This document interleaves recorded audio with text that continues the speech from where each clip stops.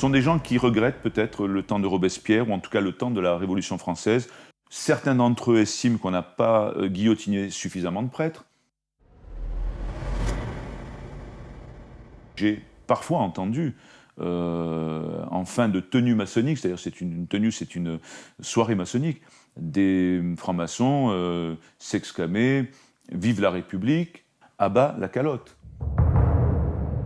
Et je ne parle pas des discours anticléricaux qui émaillent parfois les discussions en loge. La franc-maçonnerie est luciférienne. Lorsque je suis entré dans la cellule, qui était celle qu'on m'avait réservée pour cette semaine de retraite, j'ai vu un Christ en croix. Et bien là, je peux vous assurer que j'ai versé toutes les larmes de mon corps.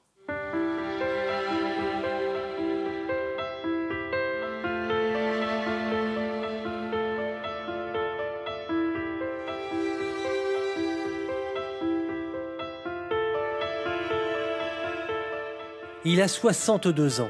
Il s'appelle Serge Abad Gallardo. Il a été franc-maçon durant 24 ans et avait atteint le 18e degré. Cet Andalou d'origine était maître de la loge maçonnique du droit humain. Serge se cherchait. Il s'interrogeait sur l'existence de la vie, sur la source de la conscience. Parcours classique d'un homme qui, parce que dans son entourage immédiat ne trouve pas de réponse aux questions qu'il se pose, arrive un jour en franc-maçonnerie. Durant plusieurs jours, nous avons suivi cet homme chez lui, dans le midi de la France. Nous nous sommes rendus à proximité des endroits qu'il a fréquentés jadis. Parce qu'il s'agit d'un document exceptionnel et qui peut être long pour certains, nous vous proposons 2 versions. Une version courte et une version longue. Vous les trouverez facilement sur Réinformation TV. Nous vous proposons dès lors de commencer par la version courte. Serge nous explique en quoi consiste l'initiation maçonnique, le rituel d'entrée du candidat volontaire.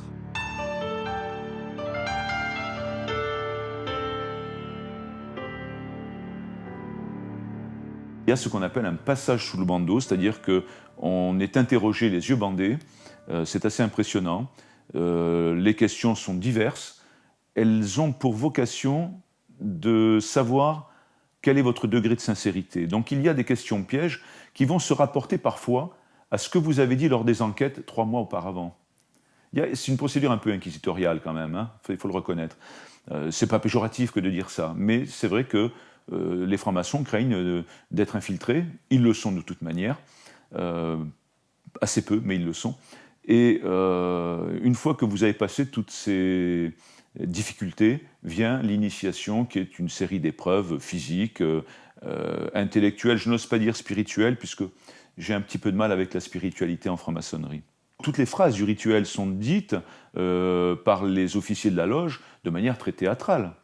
Par exemple, quand vous commencez votre initiation, le vénérable maître dit « frère ou sœur », ça dépend de la mixité ou de la masculinité de la loge, faites faire au profane son premier voyage et ramenez-le sain et sauf.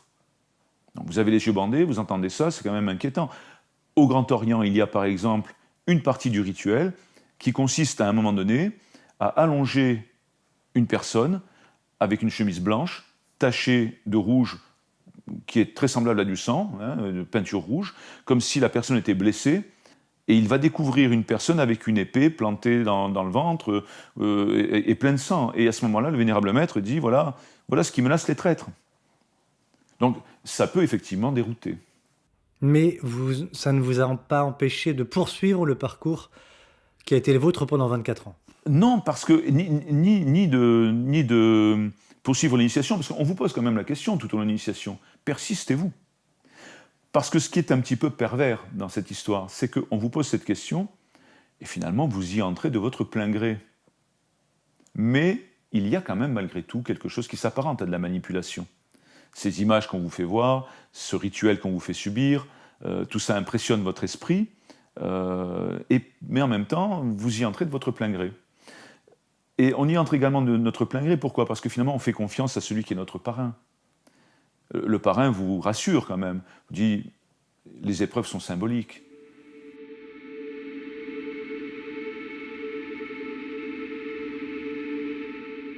La franc-maçonnerie a une influence. Les loges, en particulier aux droits humains, mais ça arrive également au Grand Orient, ont un sujet de société par an. Ce sujet de société est débattu par les loges, donne lieu à une synthèse au niveau national. Et cette synthèse est transmise au gouvernement et au président de la République. Donc ces élus ont le point de vue de la maçonnerie. Et puis par ailleurs, et surtout, il y a ce qu'on appelle la fraternelle parlementaire.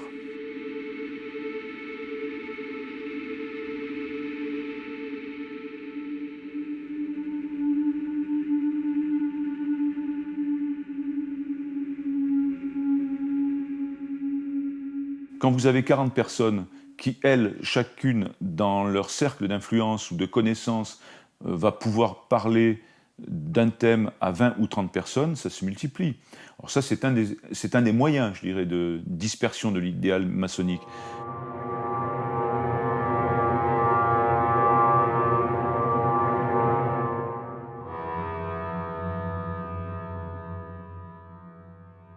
La fraternelle parlementaire est composée de francs-maçons élus ou de la haute administration nationale.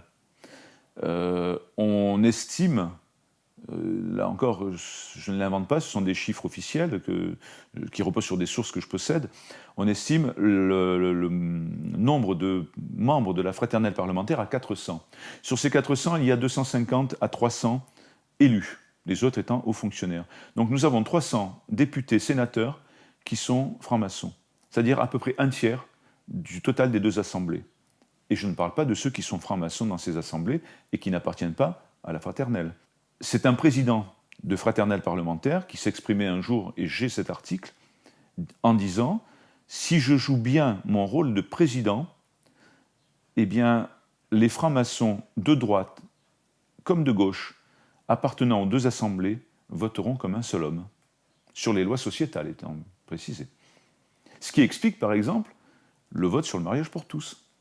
Fred Zeller, qui a été grand maître du Grand Orient, qui a été d'ailleurs le secrétaire de Trotsky, ce qui donne une idée du personnage, qui indique que les francs-maçons élus sont là, dans les deux assemblées, pour porter l'idéal maçonnique, avant tout. Ce n'est pas moi qui le dis. Est-ce que vous avez toujours une influence politique ? Oui, certainement. L'influence de la maçonnerie est même peut-être plus importante encore, voyez-vous, que sous la Troisième ou la Quatrième République. Elle se place à un autre niveau, autre part. Où ça ? Écoutez, il n'y a pas aujourd'hui d'associations, de groupements, de syndicats dans lesquels les francs-maçons ne se trouvent, et aux postes de responsabilité les plus éminents.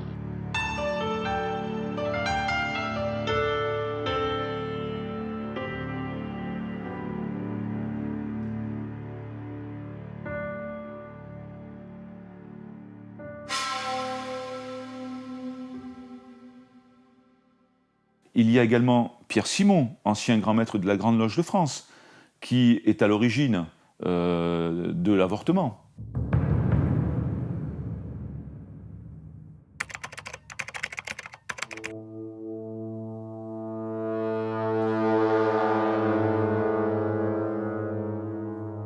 En tout cas des lois sur l'avortement, et qui explique que toutes les lois, j'ai la citation en ma possession, que toutes les lois que nous avons en France sur ces sujets-là sont d'abord travaillées et mûries en loge. Le terme de mûrir, c'est lui qui l'emploie. On mûrit les lois en loge. J'ai personnellement, dans le deuxième livre que je viens de faire publier, donné la preuve qu'il y a eu une tentative de modification de la loi Leonetti, dernièrement, dans laquelle on retrouve des termes identiques dans l'actuel code de la santé publique et dans les planches maçonniques. Les maçons me font parfois le procès d'un anti-maçonnisme primaire, pas du tout. Moi, je ne veux pas de mal aux francs-maçons, au contraire. J'aimerais bien qu'ils voient la lumière du Christ.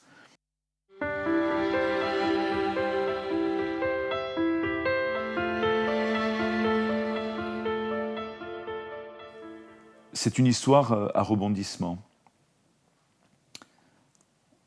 Je suis dans ma voiture, je reviens d'une réunion, il y a un embouteillage, j'allume la radio, puis je cherche, par recherche automatique, une radio. Je tombe sur RCF Pays d'Aude, radio catholique. Et cette radio diffuse, comme toutes les radios catholiques, le rosaire de Lourdes à 15h30. Je n'avais jamais entendu la prière du rosaire, je ne savais même pas que ça existait.